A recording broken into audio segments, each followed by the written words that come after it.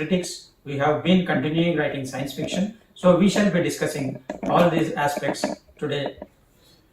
I will introduce myself as Dr. Madhu Chittarvu.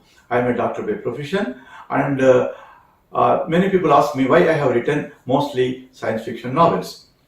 My first science fiction or medical fiction thriller was written in 1989 and 1990. The name of the novel was ICCU. The main inspiration for this novel was I was finding that many novels, thrillers were popular at that time. That was a time when there was no television, no 24 hours television, no cell phones, no other entertainment. People were reading periodicals and serials were very, very popular.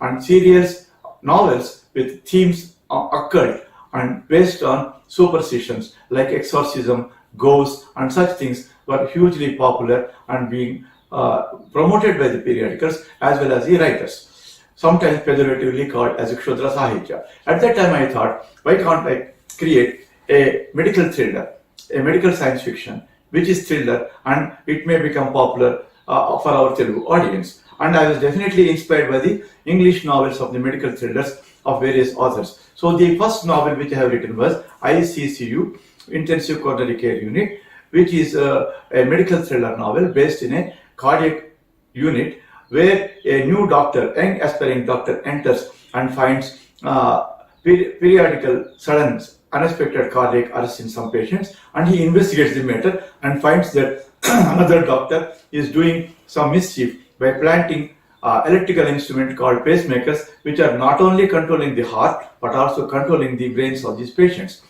Somehow this story unfolds and finally the young doctor can catch the evil doctor. The evil doctor escapes and the whole matter is hushed up by the administration. This is not as easy as I explained. The whole story is explained in layers by layers as a suspenseful thriller.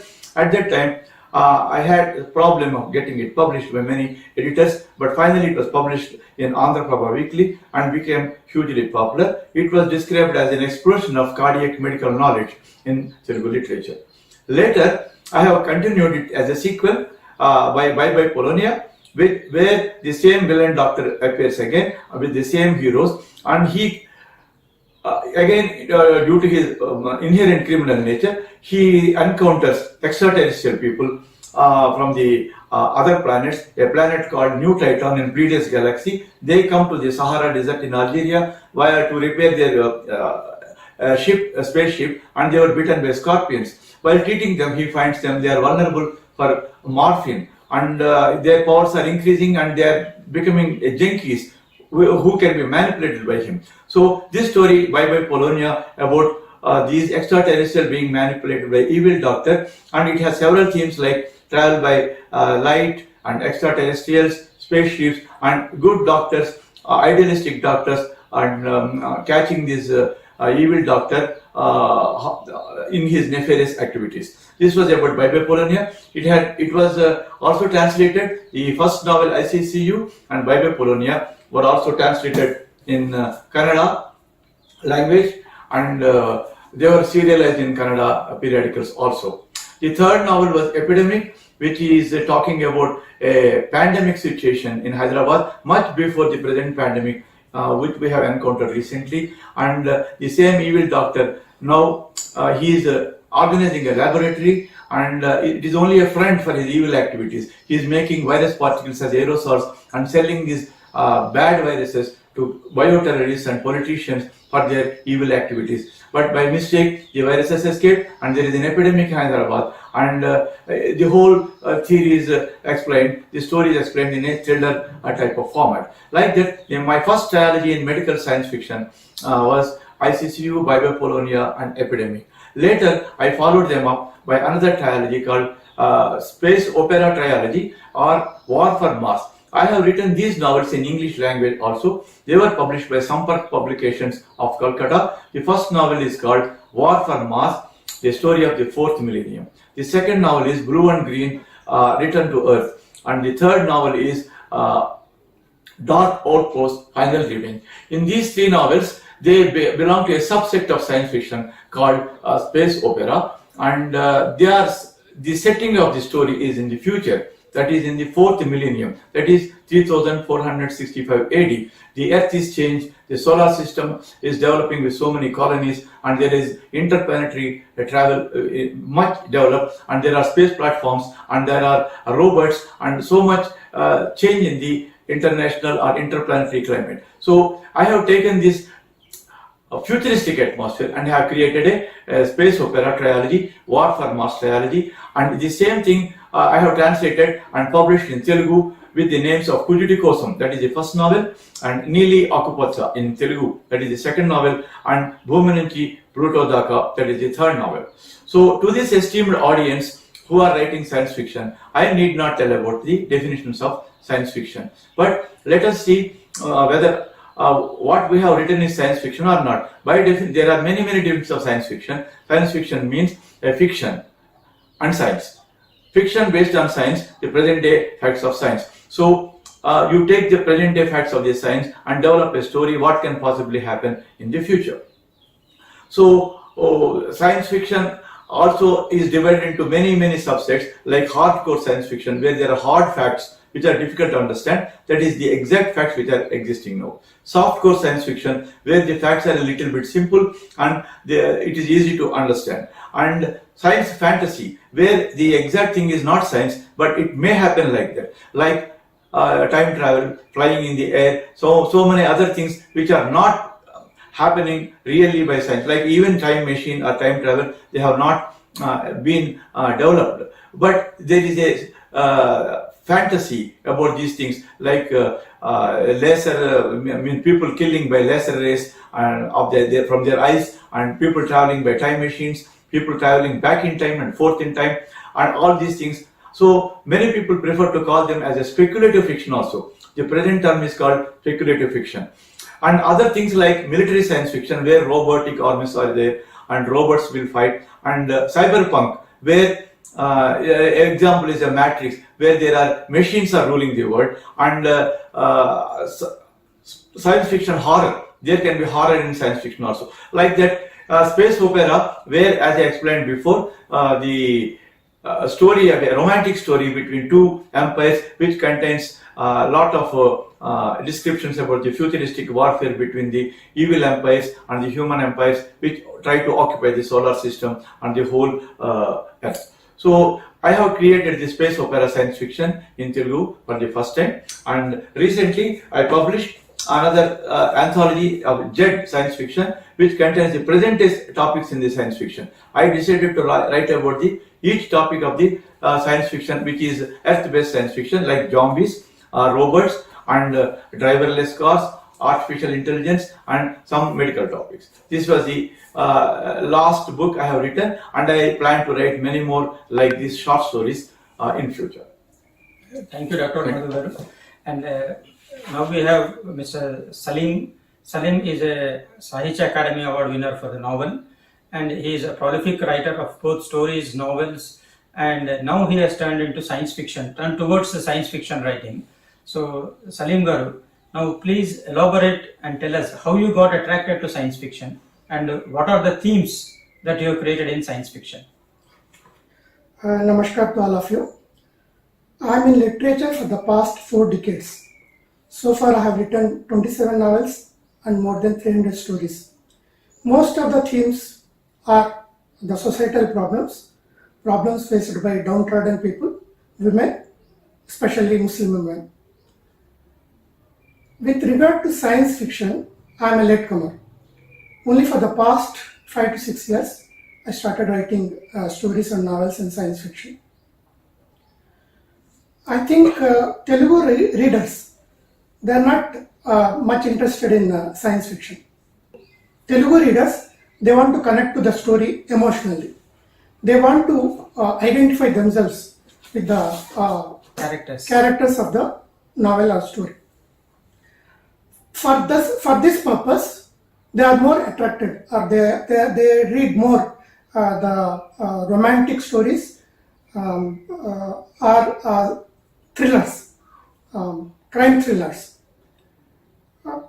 In my opinion, I think to understand or appreciate a science fiction story, one must have basic scientific knowledge, especially knowledge about physics and astronomy. Especially if you want to understand themes like parallel universe, you must definitely have a scientific knowledge, which is lacking in most of the readers in Telugu. As far as my journey in science literature, sci-fi literature is concerned, I was inspired by the stories written by an eminent Telugu writer, Sri K. Sadashivarao Garu, and the novels and stories by most prolific and eminent writer, Dr. Chittarvu Madhu Garu, who is here, and I started writing. So I must thank them for their the inspiration they have given to me. In the Telugu states, even the magazines are not prepared to publish sci-fi stories.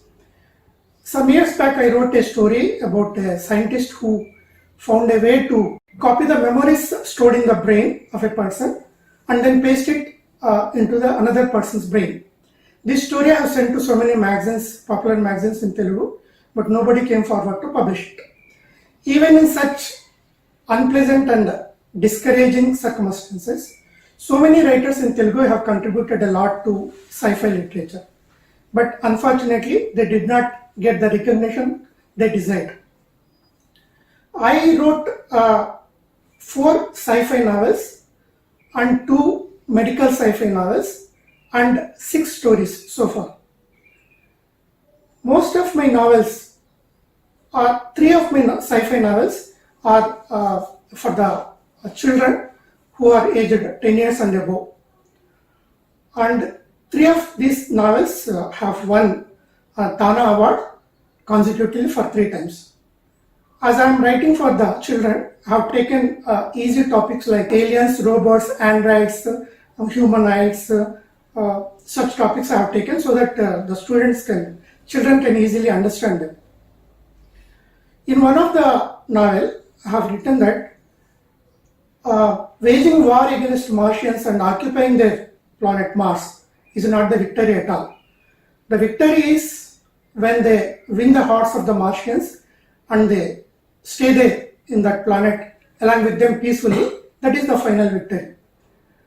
In that novel, I have depicted Martians as peace lovers.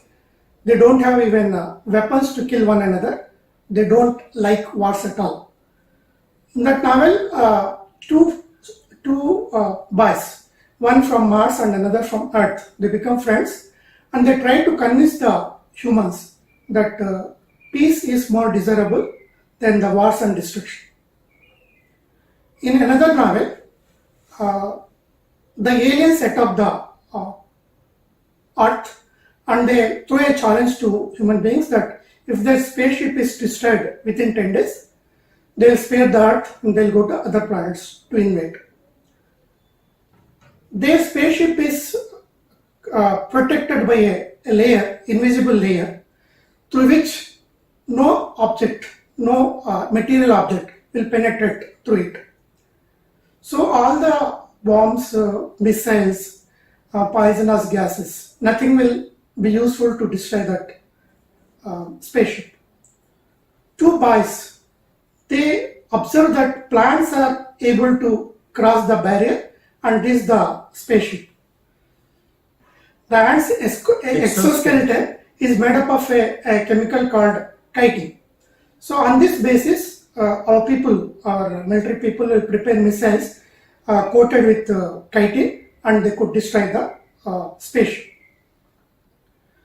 In the 4th novel, sci-fi novel, I have written that there is a link between plants and human beings. So one scientist tries to prove that proves that link. So he tries to inject human chromosomes into plant cells and plant chromosomes into human cells. His idea is to create chlorophyll in the human body so that there will not be any problem for food, there will not be any food shortage, and by taking the sun rays, they can create the energy by themselves. and his another endeavor is to make the plants speak, so that they can tell their feelings to the human beings. This is a fantasy novel. I don't think this will ever become true. As far as my stories are concerned, most of the stories are about androids falling in love with human beings, humans occupying the other planets, aliens coming in the guise of human beings to destroy the human race. Such stories I have written, and along with those stories, I have written about the shortage of water shortage in future. So with the shortage of water sources, there will be wars between the countries. One scientist tries to one scientist injects certain one scientist creates changes in chromosomes of a plant, so that the plant itself makes water by mixing oxygen and hydrogen, and such water utilized by it, and whatever extra is there, it will be kept in sacks. Kept in sacks. So only thing is we have to plug that sack and drink the water. MNCs enter into the arena and they want to monopolize the water sources, and they bribe the scientists, and they take that scientific formula, right? They take the scientific formula and they monopolize the water sources. After that, how the country suffered due to that is the story. I have written two medical sci-fi novels. One is about HIV and AIDS, which had won me Central Sahitya Academy Award. This had been translated in English with the title Silent Storms. Another novel is about the latest COVID-19, which had been translated into English with the title Devastation Within. As far as I am concerned, when compared to the other writers, like eminent writers like Madhu garu and Sadasura garu, I have written very and Kasturi Muralikrishna garu, I have written very few stories and novels. But in future, I am very much interested in writing more novels. Actually, the novels written by me three of them were novelettes. They are not novels because I have written for children. So in future, I want to write novels, full novels, and trilogy. Only Chittarvu Madhu garu himself has written trilogy in science fiction. I too want to, because I am his disciple, I too want to write trilogy in future if time permits. Thank you. Okay. Now we will ask Mr. Kasturi Muralikrishna garu, a prolific writer in all genres, especially science fiction. Sir, what is your tryst with science fiction? What are the stories you have written, and what are the novels you have written, and what are the topics? Namaskaram, I am Kasturi Muralikrishna. My introduction to science fiction was at a very early stage through Indian Puranas. So actually there is a discussion that Puranas can be called myths and they are all created, they are not facts. But what I found is at an early stage, when I believed in Puranas to be true, I found they stimulate the imagination and they gave me such a wide view that when I saw Cosmos by Carl Sagan and read his book, it gave me an insight into how science works, how human mind works, and how this creative imagination works to create works that will inspire future generations. So Puranas along with Cosmos, and then I am introduced to Carl Sagan, Isaac Asimov, and Brian W. Aldiss, and all these astounding series science fiction, which when I was reading all those things, they were taking me to the edges of the universe and then trying to peep beyond the edges of the universe. That stimulated my imagination. And when I found Telugu literature lacking in creating such hugely imaginative, educative and inspiring science fiction stories, I felt why I should not write science fiction.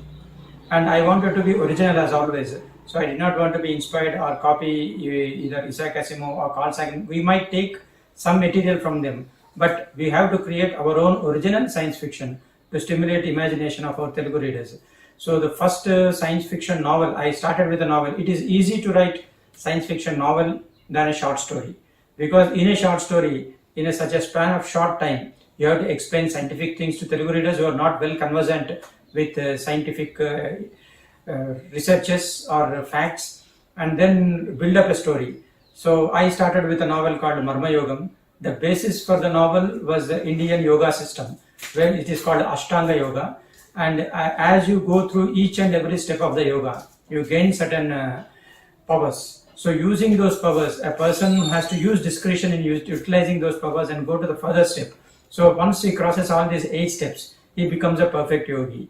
And for the definition of perfect yogi, I took inspiration from Aurobindo's writings, where he says that a divine power comes down to earth from above, and the humans have to create or prepare their bodies to receive that energy, just as a bulb of 120 volts cannot receive 240 volts of electricity and it fades. So the human body also has to receive that divine power to prepare itself, and this yoga helps it in preparing it. So I created a story called Marma Yogam, in which there is somebody who believes in God, somebody who doesn't believe in God.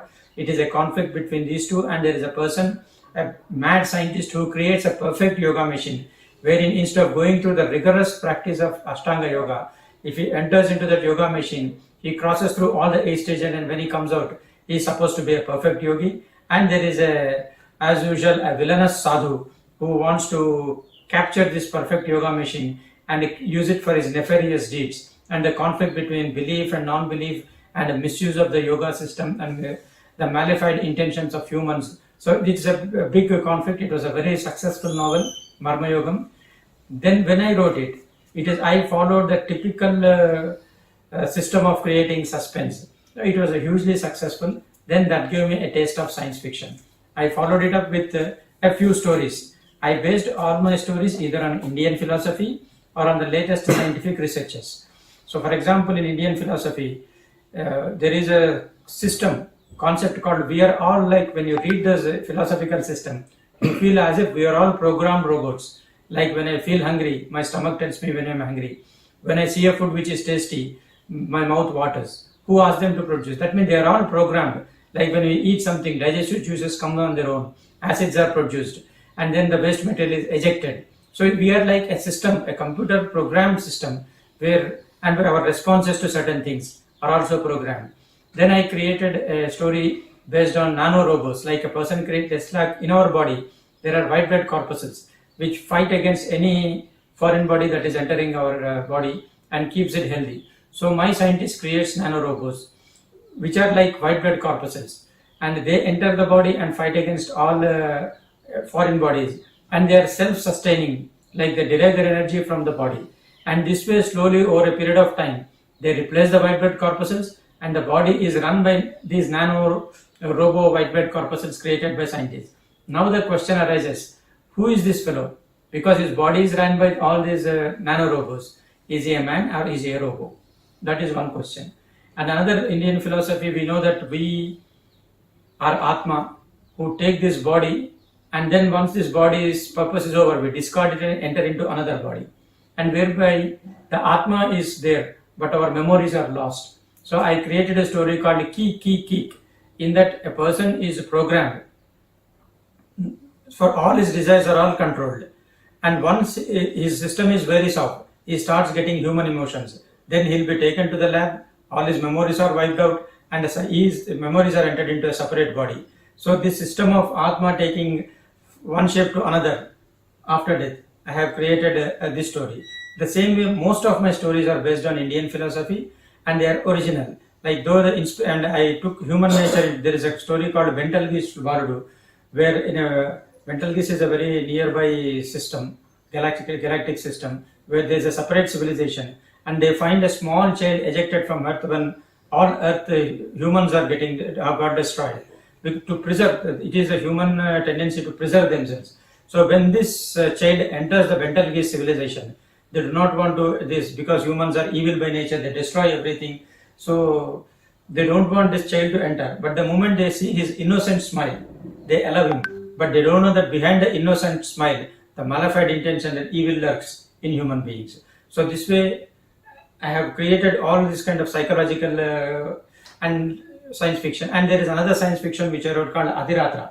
There is a planet outside in the solar system where there is no crime committed, but a crime is committed there.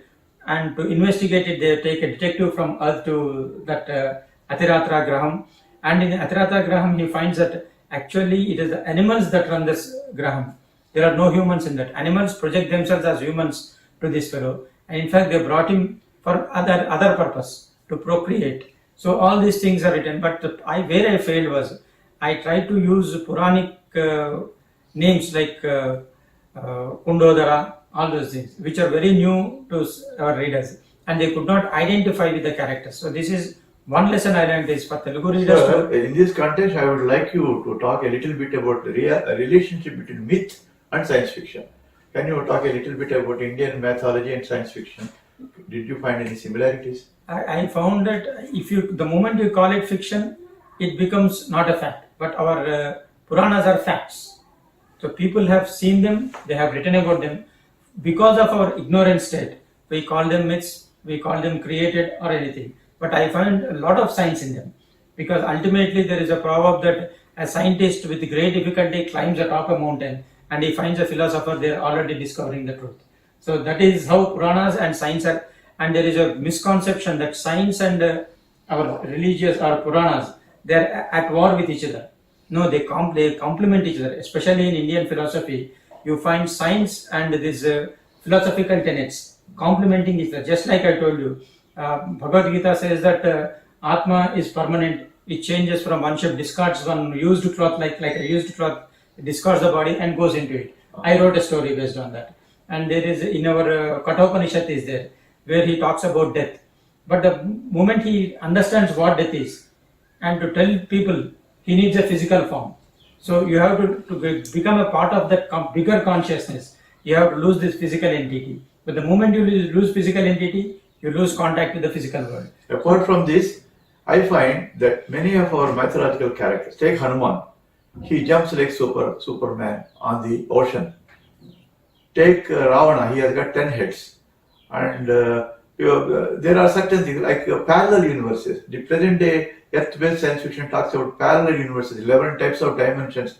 We are already having Patala, Atalara. So somehow such things are, we cannot prove them. Mythology is mythology, science is science, but somewhere they are meeting.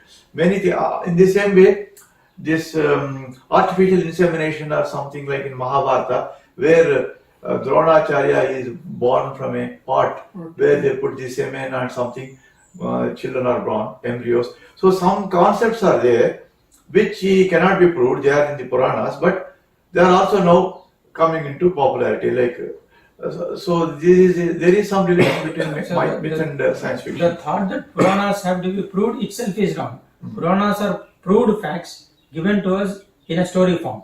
So science is now proving them to be facts. We are also having Divya Drishti, yes. Dora Drishti, Dora Sravana, so many things, Akasavani, talking voices talking from this guy. So maybe somewhere the link is broken and myth has remained as myth and science is again developed. So the problem is, you spoke about Akashavani. We are receiving so many radiation. That is Akashavani. Yes. Only thing is we are ignorant now. Through science, we are trying to discover our Puranas.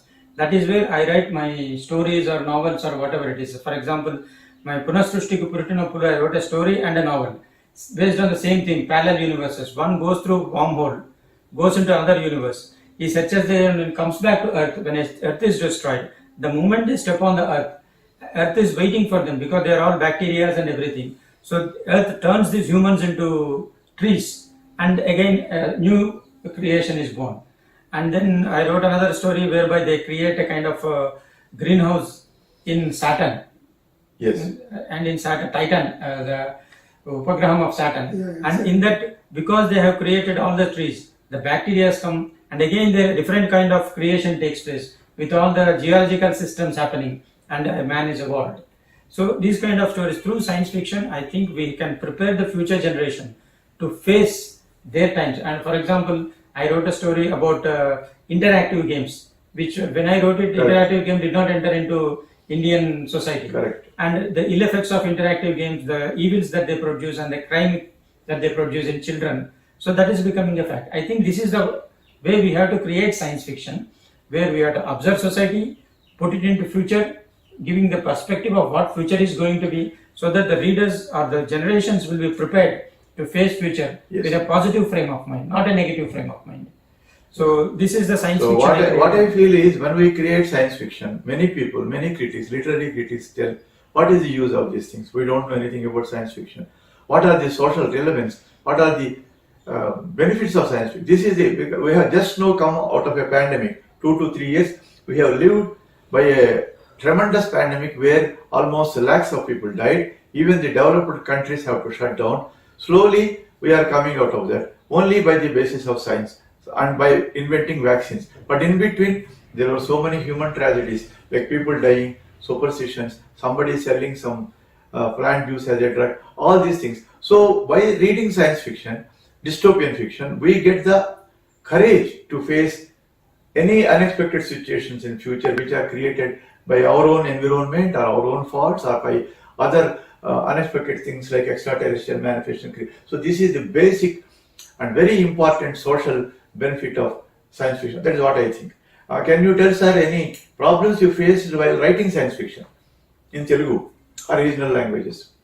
Now, first of all, the problem I faced is whenever I thought about a theme to write science fiction, if you go into the net and search, there will be a story about it. So I thought whatever I am going to write, it may be treated as a copy of that theme. So actually in foreign countries, in English literature, there are so many stories, hundreds, thousands of stories and novels about science fiction, and all the genres, all the things they have touched. So I think whatever we write, we have to take that scientific fiction or fantasy or fact, whatever it might be, and we have to write in accordance with our region, our people and how they are living and how it is attributable to them, how it is, how it involves their life and how it affects the life of. What I experienced is, while writing medical fiction in the first novel ICCU, readers complained. Many of the terms we don't know. So, myocardial infarction, that is heart attack. Pacemaker, what is the name I have to give? So, cardiac arrhythmia, so many things, medical terms had to be explained in Telugu. This was a problem. We have to develop our own colloquial terminology in the regional languages, or maybe one common terminology for, like in Hindi, a common terminology for all the science fiction, like robots. I had a doubt, robot or robo, whether T is silent, robo we have to say, or robot we have. Both were correct. So there were so many things, interstellar travel, whatever, travel between galaxies. So many terminologies which, when we have to explain to the regional language people, there are problems, and everybody, as we evolve, we have to find a way to solve this problem. Actually, in writing science fiction in Telugu, we have to fight against three different aspects. Yes, sir. One is, as you said, the language that you have to see, because readers are unfamiliar with scientific terms and terminology and concepts. We have to explain them in our stories.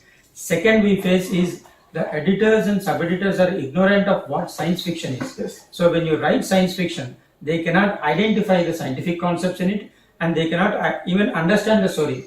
For example, recently I wrote a story where a man, like we had to wear spacesuit when we go into another planet. Instead, he creates a mechanism whereby human being's body changes according to the situation in the planet. That means he not wear a spacesuit, but he himself changes. So in that, I sent a human along with his cat, and I showed that cat becomes more intelligent than human because it can adapt to so many. We need so many things to see extra things, while cats, they can perceive things. Yes. So I said cat is more adaptable to another planet's environment than a human being. Human becomes inferior there. It is not like the concept at all. So this is, again, you have to fight against this.